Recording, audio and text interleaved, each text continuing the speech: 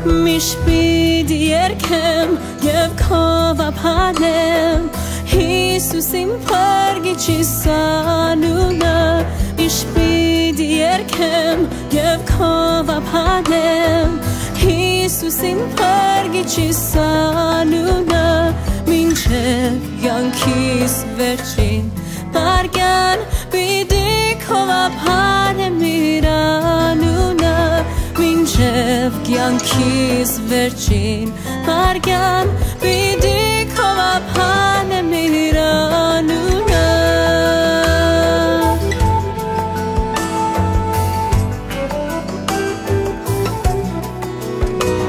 Միշտ պիտի երգեմ և քովափանեմ Հիսուս իմ փրկիչիս անունը Միշտ պիտի երգեմ և քովափանեմ Հիսուս իմ փրկիչիս անունը Մինչև կյանքիս վերջին Փարգան պիտի քովափանեմ իր անունը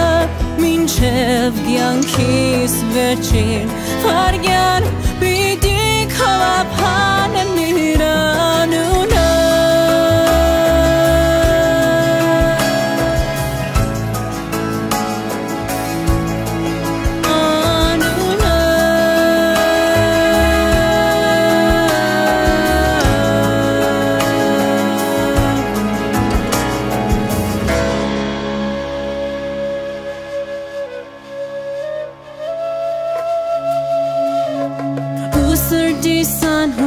Թևերով խնդուն, ասված իմ հոգով, քեզ պարապանեմ, մտքիս թրիչքով, երազով սիրուն, ասված իմ սրտով, քեզ պարապանեմ, ու քո փրկարար, քո սրտի ցայնով, կյանքիս ընթացքը ես քեզ նվիրեմ, ու քո փրկարար, քո սրտի ցայնով, Կյանքիս ընթացքը ես քեզ նվիրեմ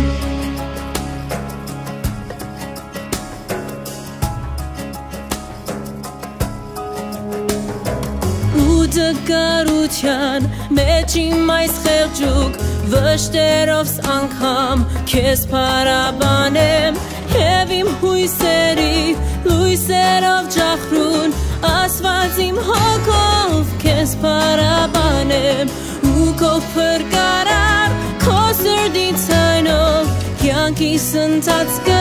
ես քեզ նվիրեմ ու քո փրկարար քո սրտի ցայնով կյանքիս ընթացքը ես քեզ նվիրեմ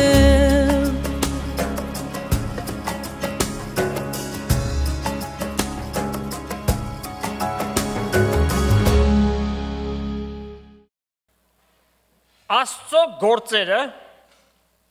անքննելի և անզննելի են։ Դրանք մարդու մտքից այնքան բարձր են, որքան որ երկինքը երկրից բարձր է։ Հնարավոր է չափել։ Ոչ, անկարելիություն է։ Այսուհանդերձ Աստված, որ անմերձանալի լույսերի մեջ է բնակվում, շատ մոտ է մեզ։ Աստված ինք իրեն ծածկված չպահեց։ Մարդու հետ խոսում է տարբեր կերպերով, տարբեր միջոցներով։ Ահա թե ինչ է գրված Եբրայեցիս առաջի գլխում եւ առաջի համարը շատ ձևերով բնագրի մեջ պոլումերո շատ օրեր ու շատ կերպերով բնագիրը պոլուտրոպո շատ ճանապարհներով կանխավ խոսած է Աստված հայրերի հետ մարգարեներով այս վերջին օրերս իր որդուով խոսեց մեզ հետ որ ամեն բանի ժառանգորդ արեց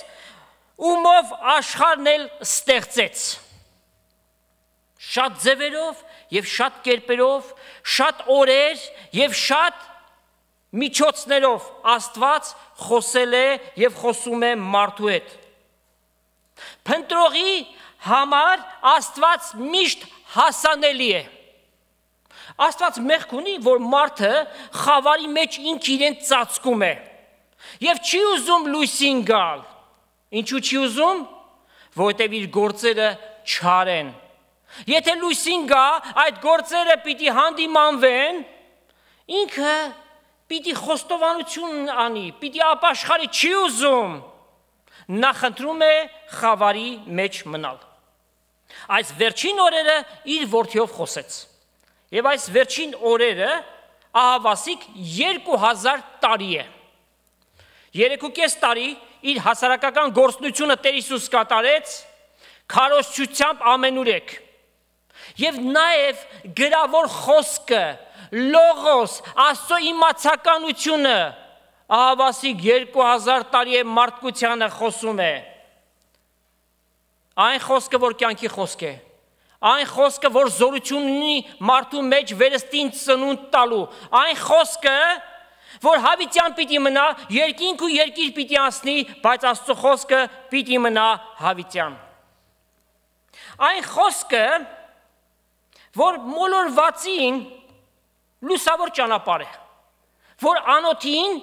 հոգևոր կերակուր է, որ ծարավացին կենարար ջուր է, որ հույս չունեցողին հաստատակամ հույս է, որ ամոթով չի թողնելու։ Այդ խոսքը կենթանի է նաև այսօր և կենթանի է հավիտյանս հավիտենից։ Բազմաթիվ ու բազմապիսի կարողություններ ունի Աստծո խոսքը։ Դրա համար շատ կարևոր է, որ այդ խոսքի մեջ սուզվենք, այս խոսքը ուտենք, այս խոսքը մեր մեջ արմատանա, մարսենք, մերը դարձնենք, սեփականացնենք, դրա համար է տրված։ Աստծո խոսքը Սուրբ Գիրքը տրված չէ դարակի մեջ դնելու, որ վրան էլ երկար ժամանակ փոշին նստի, առիթից առիթ մաքրես գնա։ Ամենօրյա կերակուր է, ամեն օր պիտի ուտենք այս խոսքը։ Սրա մեջ է գրված թե սկիզբը և թե վախճանը։ Մարդկության պատմությունը հենց սկզբից մինչև նոր երկինք և նոր երկիր, որի մեջ արդարությունը կբնակվի։ Այսօր սիրելիներ, մենք պիտի շարունակենք անցյալ անգամ կիսատ թողած մեր նյութը, այն էր Աստծո գործը, որ սկսում է ծննդոցով և վերջանում է հայտնության գրքով։ Մենք անցյալ անգամ 4 հայմատություններ կատարեցինք և ամբողջացրինք, շատ արագ ձևով վերհիշենք այդ ամենը։ Ուրեմն առաջինը, ծննդոց առաջի գլուխ առաջի համար, Աստված երկինքն ու երկիրը ստեղծեց, այդպես տեսանք, և հայտնություն 21-ի 1-ը, նոր երկինք և նոր երկիր, և առաջին այլևս չկա, ամեն բան նոր պիտի անի Աստված։ Ծննդոց առաջի գլուխ 16 համար, արևը լուսին աստղերը մեջտեղ կան, հայտնություն 21-ի 23-ը, արևի լուսնի պետքություն չկա, այլևս, ինչու՞։ Որտև գառնուկն է, որ պիտի լուսավոր է, հավիտյանս հավիտենից։ Ծննդոց առաջի գլուխ 5 համար գիշեր եղավ, և ինչի համար ստեղծվեց գիշերը, մեկ օր ամբողջացնելու համար, որ մարդը նաև հանգստանա, թե մտավոր և թե ֆիզիկական հանգստություն ունենա, հաջորդ օրվա իր գործունեությունը շարունակելու համար։ Հայտնություն 22-ի 5, այլևս գիշեր չկա, ինչու՞։ Որտև այլևս հոգնություն չկա, մենք պիտի փառավորյալ մարմնով լինենք։ Եվ վերջին մեկը, 4-րդը, ծննդոց առաջի գլուխ 10 համար, ջրային տարածքները ծով կոչվեցին, այդ թվում նաև օվկիանոս և լճեր, և դրանք երկրի մակերույթի 71%-ը ծածկում են։ Իսկ հայտնություն 21-ի 1-ում կարդում ենք, այլևս ծով չկա։ Ծով չկա, բայց ձկնորսների հարցը ինչ կլինի։ Շատ ավելի կարևոր մի բան կա, կենաց գետը կա, որից կյանք է հորդում, և այդ կենաց գետից պիտի սնվենք, կյանքը պիտի ստանանք շարունակաբար հավիտյանս հավիտենից։ Ուրեմն այս 4 անցյալ անգամ մենք ամբողջացրեցինք, նրանք ովքեր մանրամասնությունը ուզում են իմանալ, խնդրեմ կարող եք դիտել և լսել այդ հաղորդումը, ընդհանրապես մեզ համար սովորություն դարձնենք, որ շարունակաբար լսենք։ Հոգ չէ թե մեկ անգամ, երկու անգամ լսել ես, ավելին լսի, որտև նույն բանը լսելը մեզ համար ձանձրություն չէ, այլ ապահովություն է, որպեսզի մեր մեջ ավելի արմատանա, ամեն անգամ ավելի նոր բաներ ենք մենք քաղում։ Ծննդոց գլխում գրքի մեջ կարդում ենք, որ մեղքի պատճառով նշանակալի անկում արձանագրվեց բոլոր մակարդակների վրա։ Կարդանք Ծննդոց 3-րդ գլուխ Genesis 14 համարը, ապա 17 և 18 համարները։ Եվ Աստված օձին ասավ. այս անելու համար բոլոր անասուններից ու դաշտի բոլոր գազաններից անիծյալ լինես, փորիդ վրա քայլես և կյանքիդ բոլոր օրերը հող ուտես։ Նաև 17-18 համարը։ Եվ Ադամին ասավ, որովհետև դու քու կնոջդ խոսքը մտի կրիր և այն ծառից կերար, որի համար պատվիրեցի քեզ, ասելով չուտես անկե, երկիրը քու պատճառովդ անիծյալ լինի, կյանքիդ բոլոր օրերի մեջ նեղությունով ուտես անկե, և փուշ ու տատասկ բուս ցնե քեզ և դաշտի խոտը ուտես։ Ուրեմն մարդու վրա, բնության վրա, կենդանական աշխարհի վրա ամենուրեք Աստծո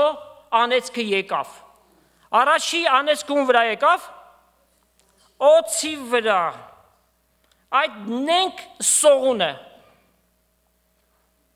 Սատանան նրան գործածեց և Աստված անիծեց այդ կենդանուն։ Ասում է, որ փորիդ վրա սողաս։ Սրանից մենք ինչ կարող ենք ենթադրել, որ հավանաբար օձը ոտքեր ուներ,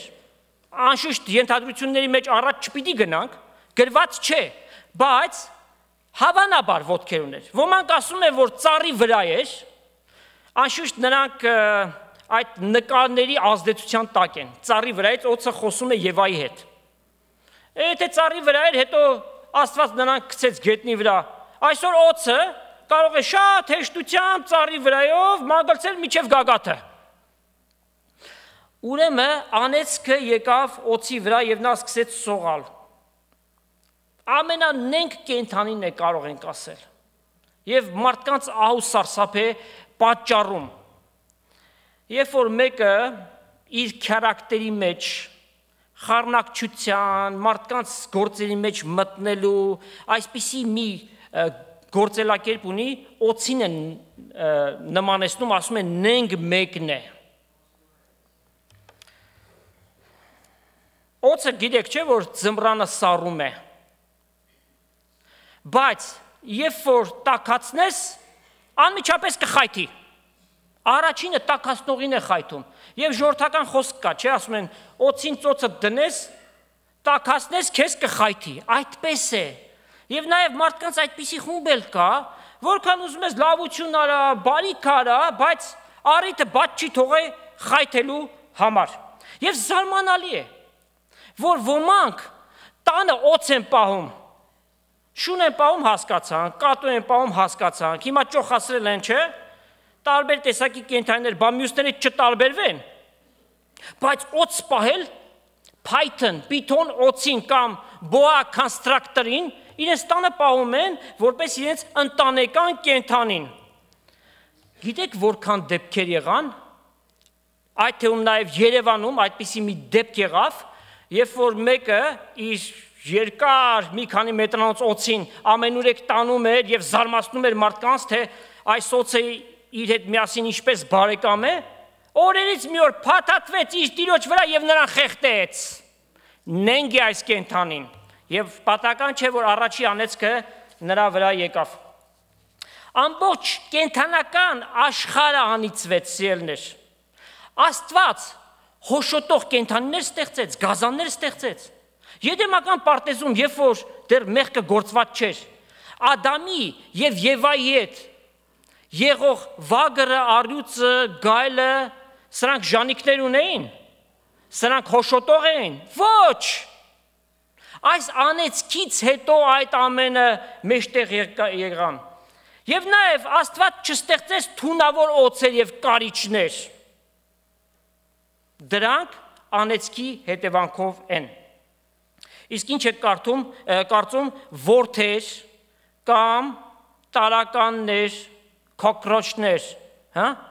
Աստված այսպիսի բաներ է ստեղծել։ Ոչ, սրանք բոլորը մեղքի եւ անեծքի հետևանք են։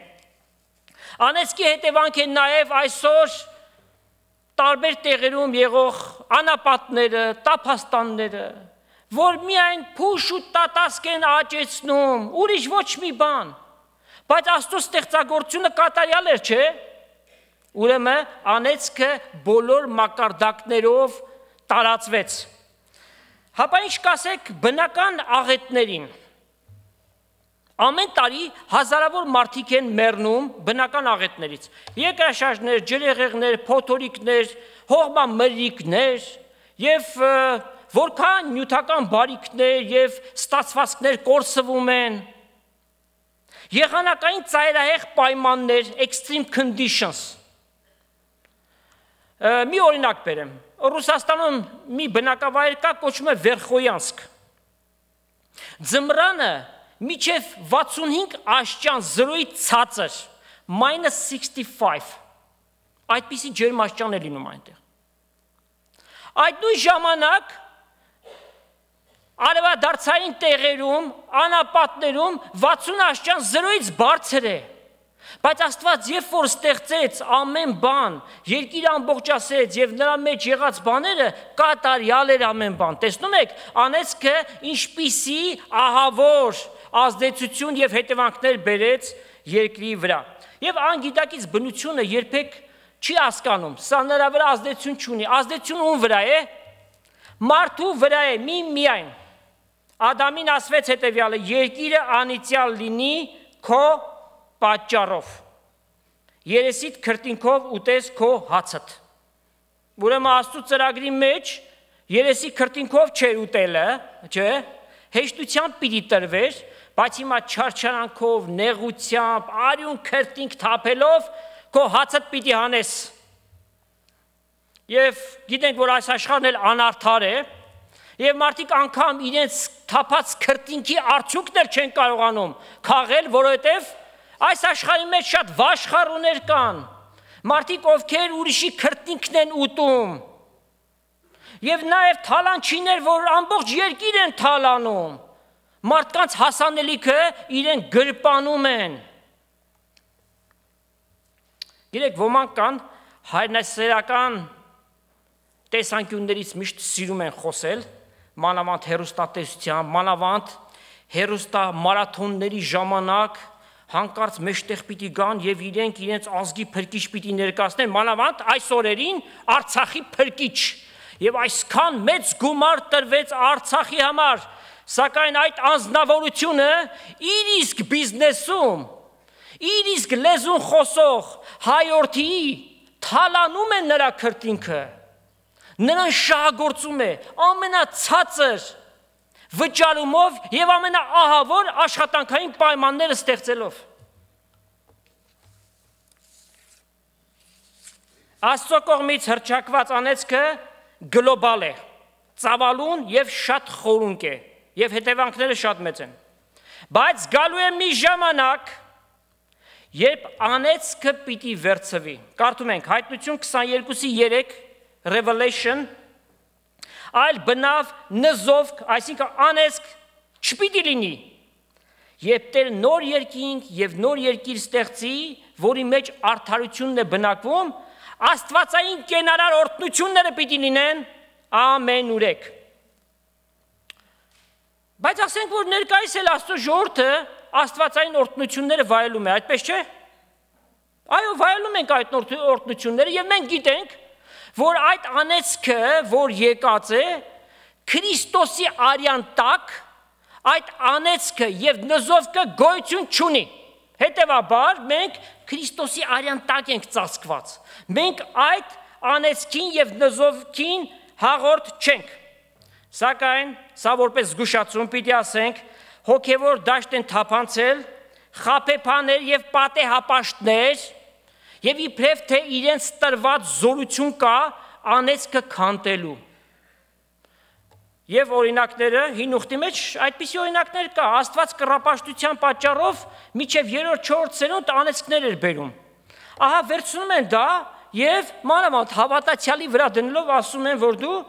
անեծքի տակ ես, դու պետք ունես ազատվելու եւ սա կոչվում է generational curse, այսինքն սերունդից սերունդ փոխանցվող անեծք։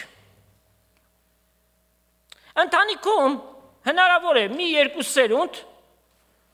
հարբեցողներ լինեն։ Հայրը հարբեցող էր, որդին էլ հարբեցող դարձավ, կամ հայրը թմրամոլ էր, հետո որդին էլ թմրամոլ դարձավ։ Սա անեծք չէ, սա այդ մարդկանց ընտրությունն է։ Իրենք են ընտրել այդ բանը, իրենք են իրենց դրել այս վիճակի տակ։ Բայց որքան օրինակներ կան, որ ասենք հավատացյալ մի ընտանիքի զավակը դարձել է հարբեցող, կամ անհավատ հարբեցող կամ թմրամոլ ընտանիքից մի աստվածապաշտ մեկն է դուրս եկել, տեսնում եք, որտեղ մնաց այդ անեծքի շարունակականությունը, սերունդային անեծքը, որտեղ մնաց, ուրեմն սա ընտրություն է, մարդը ինքը իր կամքով ընտրում է այդ ճանապարհը։ Այնպես որ չհավատանք այսպիսի խաբեբաներին, որ իբրև թե իրենց աղոթքով է, որ այդ անեծքի կապը պիտի կտրվի։ Վստահաբար ձեր գրպանները կդատարկեն, զգուշացեք։ Մանավանդ ներկա ժամանակներում գիտեք, որ բարգավաճման ավետարան են քարոզում։ Այսինքն, եթե դու հավատացյալ ես, անպայմանորեն հարուստ պիտի լինես։ Եթե դու հարուստ չես, անեծքի տակ ես։ Ֆինանսական անեծք կա քո վրա։ Ինչ պիտի լինի։ Պիտի գնաս իրենց մոտ։ Եվ իրենք հատուկ աղոթք պիտի անեն, եւ այդ աղոթքով անեծքի կապերը պիտի քանդվի, բայց ինչպես։ Նախ դու պիտի տաս, եւ շատ պիտի տաս, ու շարունակաբար պիտի տաս, ու հուսաս, որ մի օր քեզ պիտի տրվի առատությամբ։ Մենք գիտենք Սուրբ գրքից, որ տվեցեք եւ պիտի տրվի, եւ այդ սկզբունքը Աստված լավագույնս է գործածում, եւ Աստված գիտի, թե ում որքան պիտի տա, եւ այդքանից առավել պետք էլ չի։ Հիշենք Տեր Հիսուսի կյանքը, երկրավոր կյանքը, եւ նաեւ առաքյալների կյանքը, եւ մենք ենթադրություններ անենք, հետևություն անենք, որ այս բարգավաճման ավետանիշները խաբեբաներ են։ Նման ավետարան չկա, այս ավետարանը փրկության ավետարանն է եւ վերջ։ Տեսեք Առակաց 3-րդ գլուխ 33 համարում ինչ է գրված։ Proverbs 3:33 Ամբարիշտ մարդու տան մեջ տիրոջ անեծքը կա։ Ամբարիշտ մարդը հնարավոր է որ մեծահարուստ է լինի, բայց եթե Աստված չունի, Աստծո անեծքը այնտեղ է։ Բայց Աստված օրհնում է արդարների բնակարանը։ Հավատացյալը սիրելիներ, օրհնության որդի է։ Անկամ իր աղքատիկ ապրուստով, անգամ նեղությունների եւ փորձությունների մեջ լինելով, անգամ իր հավատքի համար հալածանքի պահին, անգամ ծանր, անգամ չբուժվող հիվանդության մեջ, այդպես թվացող, բայց Աստծու մոտ անկարելի ոչինչ չկա, Աստված կարող է բուժել, աշխարհի տեսանկյունից ասված։ Ուրեմն Աստվածապաշտ մեկը, Քրիստոս ունեցող մեկը օրհնված մեկն է սիրելիներ։ Ահա տեսեք Գաղատացիս 4 գլուխ 4-ից 7 համարներում ինչ է գրված։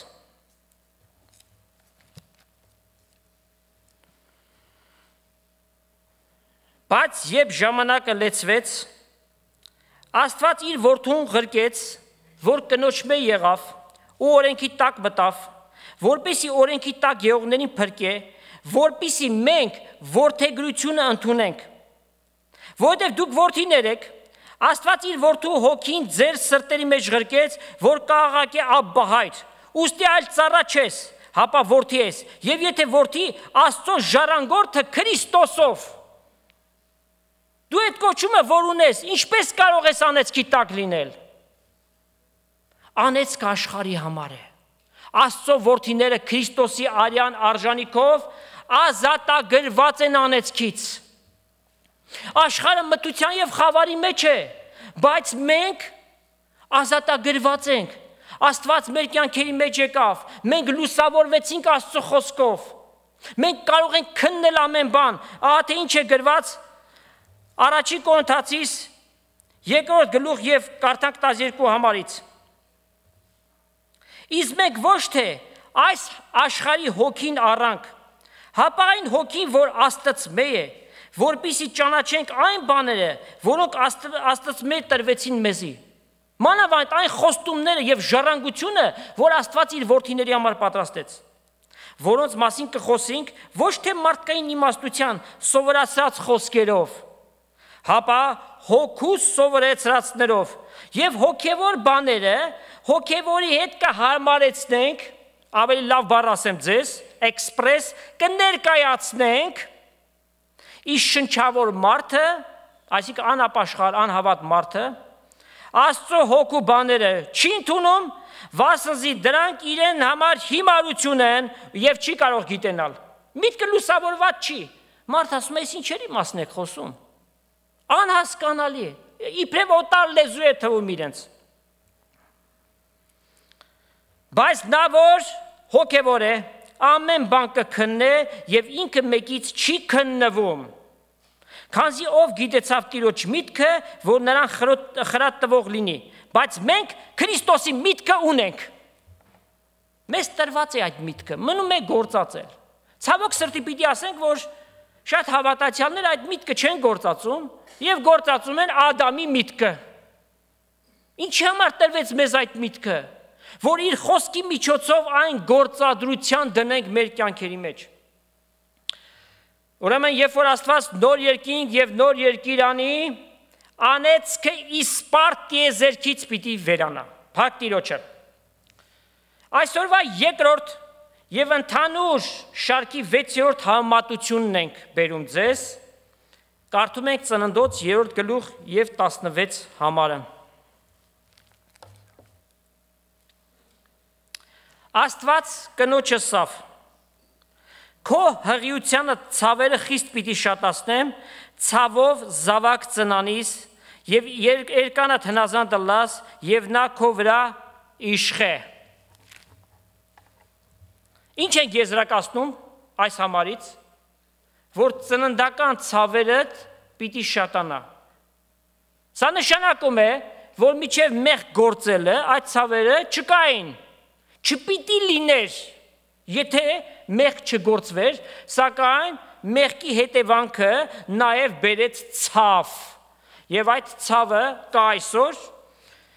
միայն կանայք գիտեն, որ թե ծնության ցավերը ինչ բան է, որովհետև իրենք ունեն այդ փորձառությունը։ Մարդ արածը գիտեք, միշտ էլ Աստծո գործերին խառնվում է եւ ներկայիս հեշտության են դիմել C-section, կեսարյան հատում, գիտեք, եթե երեխայի մորը կամ երեխային վտանգ է սպառնում, այս մեթոդը ամբողջությամբ իրեն արդարացրած է։ Սակայն, եթե այդ վտանգը չկա, դուք քննեք։ Կնոջ միջոցով մեղքը աշխարհ եկավ։ Քավլիցի, սա դատապարտության հոգիով չէ, որ ասում ենք, այլ փաստն ենք արձանագրում, որ այդպիսին էր։ Եվ սրա որպես հետևանք Աստված վերադասավորումներ արեց։ Կարդանք Առաջի Տիմոթեոս 2-րդ գլուխ 11-ից 15 համարները։ Կինը թող սովորի լռությամբ, ամենայն հնազանդությամբ, բայց կնոջը հրաման չեմ տար սովորեցնելու, ոչ էլ այլ մարդուն իշխելու, հապա լուր կենալու։ Ինչ է նշանակում լուր կենալ։ Լինել ձայնազուրկ։ Բոլորովին էլ այդպես չէ։ Քրիստոսի մեջ թե այրը եւ թե կինը, թե տղամարդը, թե կինը նույնն են։ Երկուսն էլ զավակ են, սակայն Աստծո դաշտի մեջ այս վերադասավորումները կատարված է Եվ պետք է որ սրան հետևել։ Շատ պարզորոշ ձևով գրված է, որ կնոջը թույլ չեմ տա խոսի եւ առաջին Կորինթացիս 14-րդ գլխի 34-35 համարներում հստակեցնում է. եկեղեցում կնոջը թույլ չեմ տա որ խոսի։ Սա նշանակում է կինը չպիտի ելլի եւ խորանից քարոզի։ Ինչ է այդ եկեղեցում գլուխ չկա, որ մարմինը պիտի քարոզի։ Բայց կինը, քույրը կարող է խոսել, անշուշտ որ խոսել։ Հավաքույթներ ունեն, քույրերի ժողով կա, քույրերի աղոթքի պահ կա, թե կարող են աղոթք անել, թե խոսել։ Կինը ձայնազուրկ չէ, սակայն պիտի հասկանա իր դիրքը եկեղեցու մեջ։ Վասնզի առաջ Ադամ ստեղծվեց եւ հետո Եվան։ Եվ Ադամը չխաբվեց, հապա կինը խաբվեց եւ հանցանք գործեց։ Այստեղ էլ դատապարտության հոգի չկա, փաստն է արձանագրված։ Սակայն պիտի փրկվի նա որդե ծնությամբ, եթե պարկեշտությունով կենա հավատքի եւ սիրո ու սրբության մեջ։ Կինը պիտի փրկվի որդե ծնությամբ։ Այսինքն, քանի որդի ունենա որ փրկվի, քանի այդ որդի ծնի։ Գիտեք, որքան սխալ հասկացված մեկ համար է։ Եվ անգամ երեցներ կանչում են զույգերին, ասում են, «Էս ինչ է, 4 հատ ունեցաք, դրա վրա մնացիք, գործանը փակեցիք, ինչ է»։ Պիտի որդե ծնությամբ, որովհետև գրված է։ Ուրեմն այդ խեղճ կինը քանի այդ որդի բերի որ փրկվի։ Դիմում ենք բնագրին, տեսնում ենք այդպես չի։ Բնագրի մեջ գրված է սոզո բառը, որ 11 տարբեր նշանակություններ ունի։ Եվ դրանցից լավագույնը վերականգնվելն է։ Այսինքն այնտեղ ինչ նշվեց, որ Ադամը մեղք չգործեց առաջ, այլ Եվան, սակայն այս միջոցով Աստված նրան այս պաշտոնը տվեց որդե ծնության, որ սանով պիտի վերականգնվի։ Նաև ամուսնուդ հնազանդ լինես եւ նա քո վրա իշխի, որպես տան գլուխ, որպես առաջնորդ, բայց իշխել չի նշանակում կնոջ գլուխը ջարդել, ոչ էլ նրան ծեծի ու կտանքների ենթարկել։ Սա անասնական վարվեցողություն է։ Կնոջը քո անձիդ պես պիտի սիրես, որպես քու կեսդ, որպես տկար մի անոթ, եւ անգամ պատրաստ պիտի լինես քու կյանքդ նրա համար զոհելու։ Ծննդոցում ցավը հռչակվեց, հայտնությունում գրված նոր երկինք եւ նոր երկիր, հայտնության 21-րդ գլուխ 4 համար։ Աստված նրանց աչքերից բոլոր արցունքները պիտի սրբի։ Բոլոր տեսակ ցավերի, անգամ որդին կորցնելու ցավը, գիտեք այս երկրի ամենասարսափելի բանը դա է, երբ որ ծնող իր զավակին կորցնում է, Աստված այդ ցավն էլ պիտի վերցնի, ոչ սուկ, ոչ աղաղակ, ոչ ցավ, no pain, no suffering, ուրեմն այն ժամանակ պիտի լինի իրական, օրհնված, անվերջ եւ անվախճան կյանք։ Ահա թե ինչ է սպասում ապագայում։ Մեղքը իր ահավոր հետևանքները բերեց, գիտեք ինչ կերպով, սա կոչվում է դոմինո էֆեկտ։ Դոմինոյի քարերը շարում են այսպես, իրար ետև, եւ եթե հանկարծ նրանցից մեկը ընկնի, այդ արձագանքը, այդ էֆեկտը միջև ուր է հասնում, միջև վերջավորություն, բոլոր քարերը ընկնում են։ Այդ նույն ձևով անեծքը ցավը, ապա տեսեք ինչ եկավ։ Հերթական եւ ամենաահավոր հետևանքը մահը մտավ աշխարհ։ Ծննդոց 3:19 հողեիր ու հողին պիտի դառնաս Աստծո հրամանը եղավ։ Իսկ միջ այդ մահ չկար եւ սերունդները, եթե մեղք չգործվեր, երկրի վրա պիտի ապրեն եւ հավիտյան պիտի ապրեն։ Այդ մարմնով, սակայն մեղքը իր հետ բերեց հետևանքները, ծերացում, ապա մահ։ Գիտեք, զգուշացումը տրված էր արդեն, Ծննդոց 3 գլուխ 3 համար։ Աստված ասաց, պարտեզի մեջտեղը եղած ծառի պտուղի համար դրանից մի ուտեք եւ դրան մի դպչեք, որպիսի չմեռնեք։ Եղած է, այլևս չեն կարող ափսոսալ, ոմանք ասում են, ախ, Երանի այդ մեղքը չգործվեր, բայց եղած է արդեն, ետ բերել չկա, սակայն Աստված դրա լուծումը բերել է, հետևաբար ամենամեծ ուրախությունը սա է։ Մահը թագավորում է մարդկության վրա, եւ դա փաստ է։ Սատանան էլ իր հերթին մարդկանց քաջալերում է, քաջալերել այսպես, հա, փոխաբերական իմաստով, խաբեության քաջալերանք է սա։ Այս մի կյանքն է, կեր, խմի, մի օր մեռնել կա։ Եվ մարդիկ առաջնորդվում են այս սկզբունքով, եւ որքան շատ ուտեն, որքան շատ խմեն, որքան շատ զվարճանան, այս կյանքը իրենք վայելեցին։ Բայց սա ամենախղճուկ վիճակն է, ամենախղճուկ։ Գիտեք, մահը մարդու համար անբնական բան է։ Սակայն սատանան համոզեցրել է, որ սա է, որ կա։ Ամենացավալին դա է։ Մարդը հաշտվել է մահվան հետ։ Սակայն համայն մարդկության համար բարի լուր կա։ Հիսուսի փրկարար, քավչարար արյունը, Հիսուսի ազատարար շնորհքը հասել է մարդկությանը։ Կարդում ենք Հռոմեացիս 5-րդ գլուխը 15-ից 19 համարները։ Բայց շնորհքը, ինչ է նշանակում շնորհք։ Ձրի պարգև, շնորհքը հանցանքի պես չէ, վասնզի, եթե մարդումը հանցանքով շատեր մեռան, այսինքն Ադամի սերունդները, այլ որչափ ավելի Աստծո շնորհքը եւ այն պարգևը, որ Հիսուս Քրիստոսի մեկ մարդու շնորհքով է, շատերի վրա ավելացավ։ Մեկի մեղքի պատճառով բոլորը մեռան, բայց Քրիստոսի շնորհքով շատեր պիտի փրկվեն։ Բայց ծրի պարգև այսպես չէ, ինչպես մեկի մեղքով, արդյունքը վասնզի դատաստանը մեկ մեղքեն դատապարտության մեջ գցեց, բայց շնորհքը շատ մեղքերից արդարության տարավ։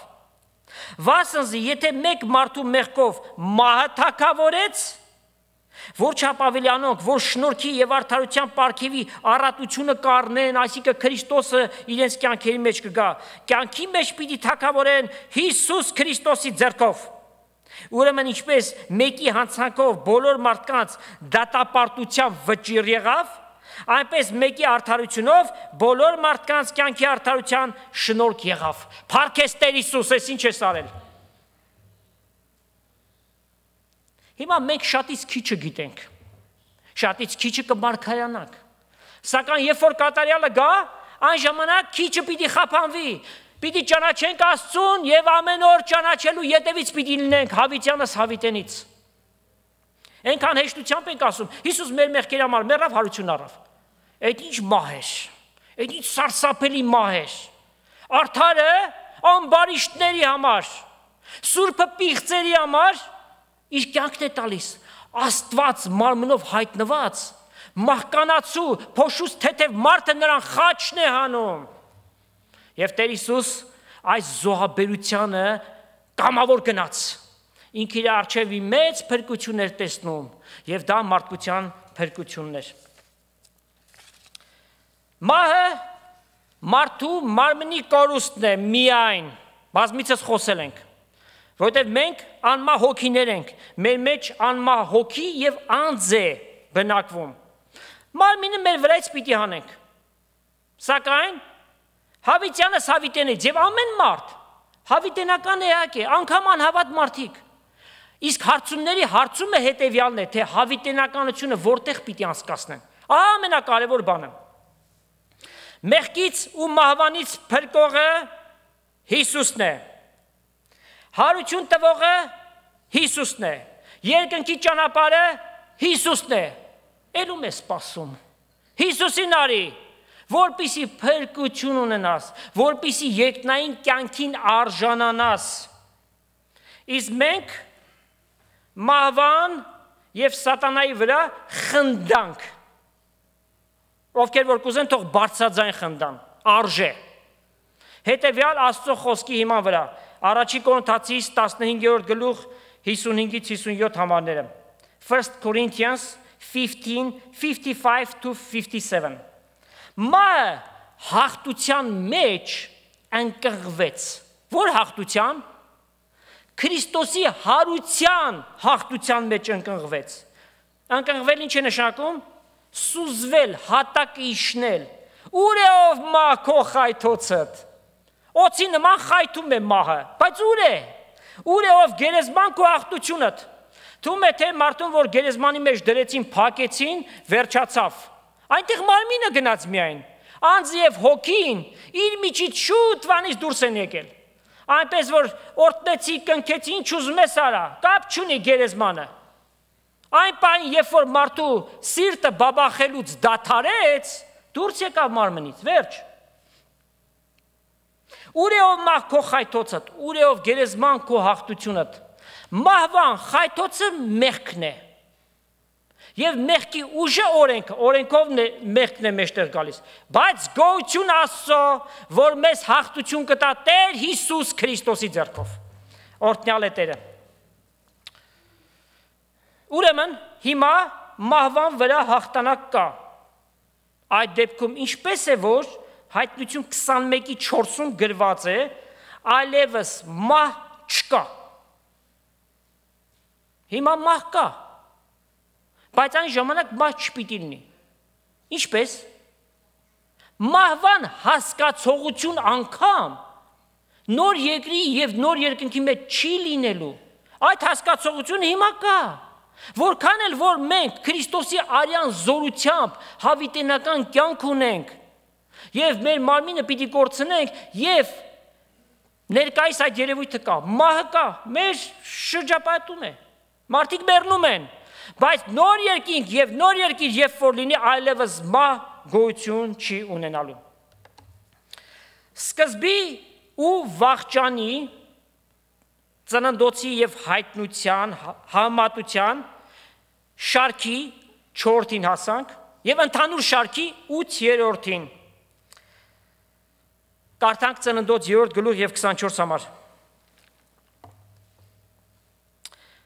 Այսպես վռնդեց Ադամ ու Եվան Պարտեզի արևելյան կողմից քերովբեներ ու ամեն կողմ դարձող բոցեղեն սուրը դրավ կենաց ծառի ճամփան պահելու համար Այս մեղքի համար Ադամը եւ Եվան արտաքսվեցին դուրս վռնդվեցին դրախտից Շատ բան կորցրեցին շատ բաներ կորցրեցին եւ մարդը դարձավ մահկանացու ապրելու եւ գոյատևելու պայքար ճակատիտ քրտինքով եւ կյանքը սահմանափակվեց այն որ հավիտյան մարդը պիտի ապրեր այդ կյանքը դարձավ 70-80 տարի այն էլ ինչպես է տրվում ցավ նեղություն հիվանդություն չարչարանք այս ամենով վերջում էլ մահ եւ ապա դատաստան տեսնում եք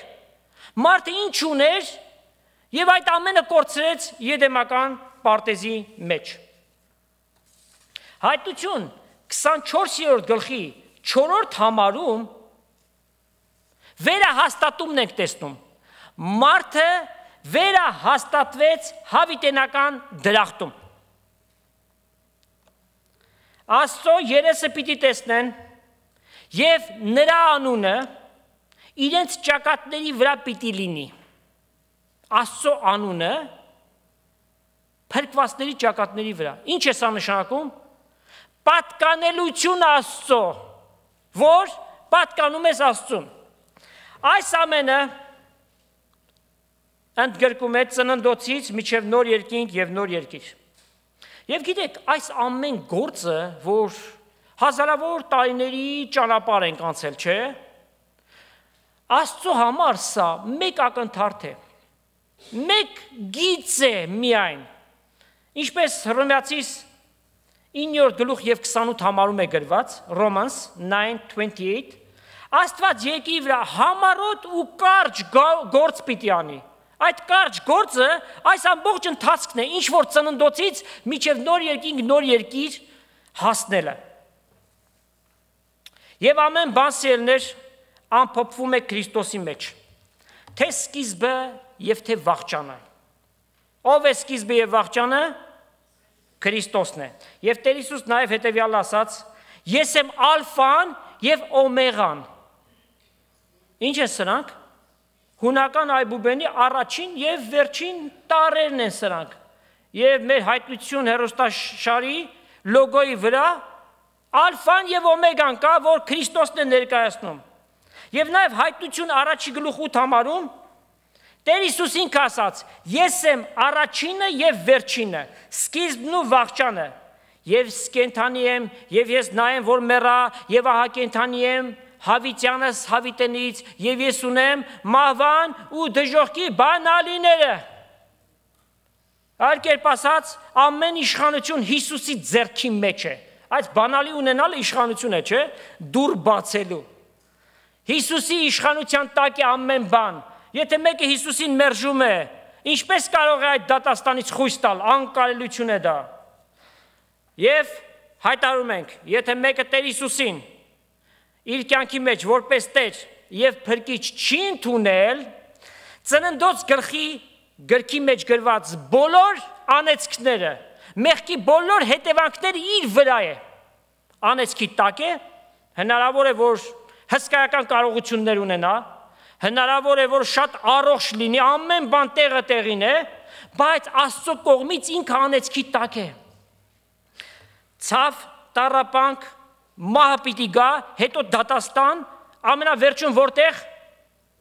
ծծումբով այրված կրակի լիճ, որ հավիտյանս հավիտենից չի մարում։ Այդ կրակը հավիտենական կրակ է, սարսափելի է։ Իսկ եթե մեկը ճշմարիտ ապաշխարությամբ Տեր Հիսուսին ընդունել է, եւ այստեղ մի փոքր փակագծեր պիտի բանանք, գիտեք, շատեր ապաշխարության աղոթք անում են։ Լավ է, քաջալերելի է, սակայն եթե այդ մղումը Տեր Հիսուսի հետ անձնական հարաբերություն ստեղծելը չէ, այլ ասենք այս կյանքի մեջ ունեցած նեղություններից, դժվարություններից ազատվել է,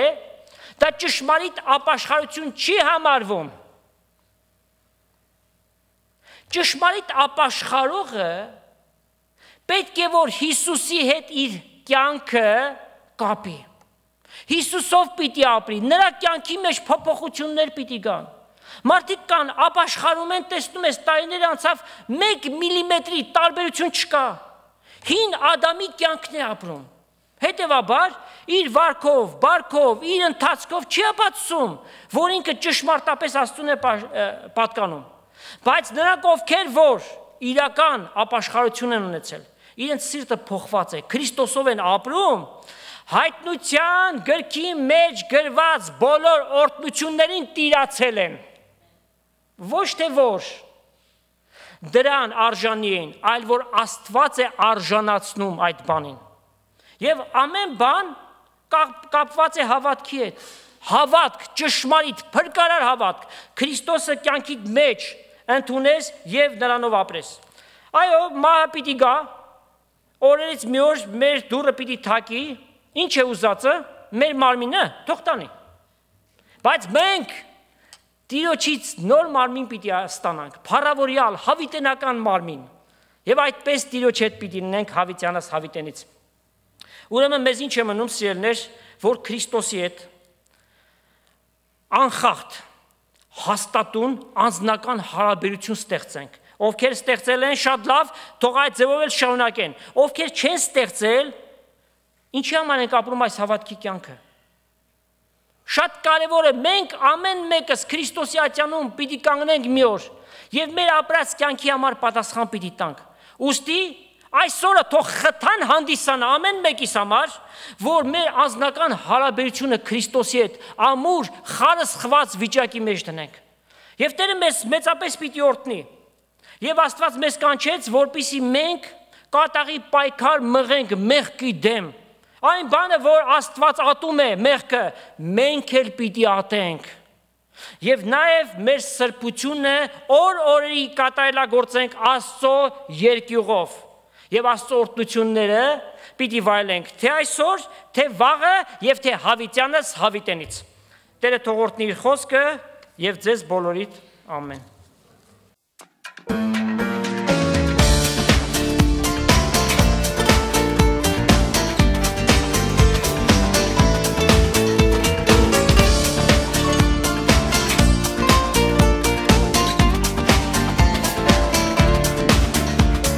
Եղբայրներ ցնծացեք մեր կյանքն է անմար, Ցուկուներ երկեցեք բրճի սերն անջար, Երբեմն նոդարեինք այժմ բարեկամ, Մենք հիմա շատ մոտ ենք Քրիստոսի արյամ, Հարժանցայն երկենք Տերը մեզ փրկեց, Հարժանցայն երկենք Տերը ազատեց, Քրեց մեր անուններ կյանքի քրքի մեջ, Քրեց մեր անուններ կյանքի քրքի մեջ, Հարժանցայն երկենք Տերը մեզ փրկեց, Հարժանցայն երկենք Տերը ազատեց, Քրեց մեր անուններ կյանքի քրքի մեջ, Քրեց մեր անուններ կյանքի քրքի մեջ։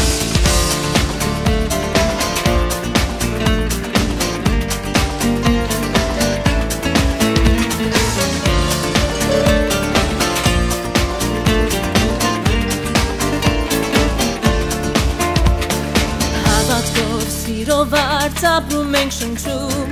Սուրբ Հոգու զորությամբ քայլում ենք պաշտում,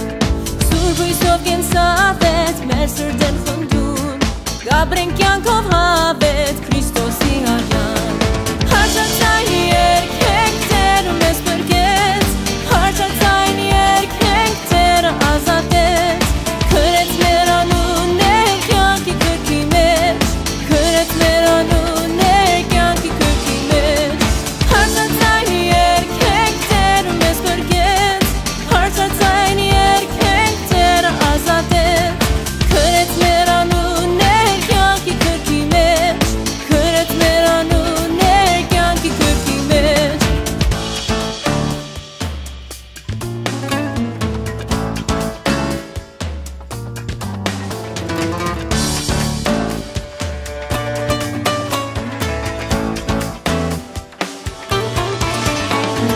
Հարժանցայն երկենք Տերը մեզ փրկեց, Հարժանցայն երկենք Տերը ազատեց, Քրեց մեր անուններ կյանքի քրքի մեջ, Քրեց մեր անուններ կյանքի քրքի մեջ, Հարժանցայն երկենք Տերը մեզ փրկեց,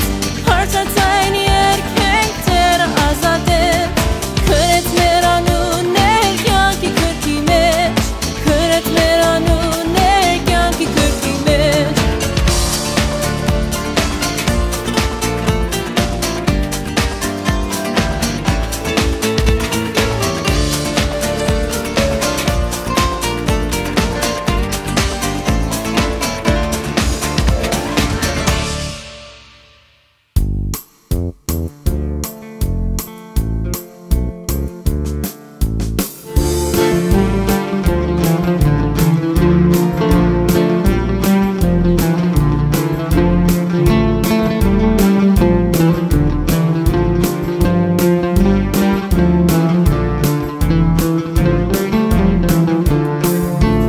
Եկել եմ հոսերս վերցրու, արտասվող աչքերս չորացրու, ընկածից քո խաչին բարձրացրու, մեռած եմ նոր կյանքով ապրեցրու, հոսնում իր թամած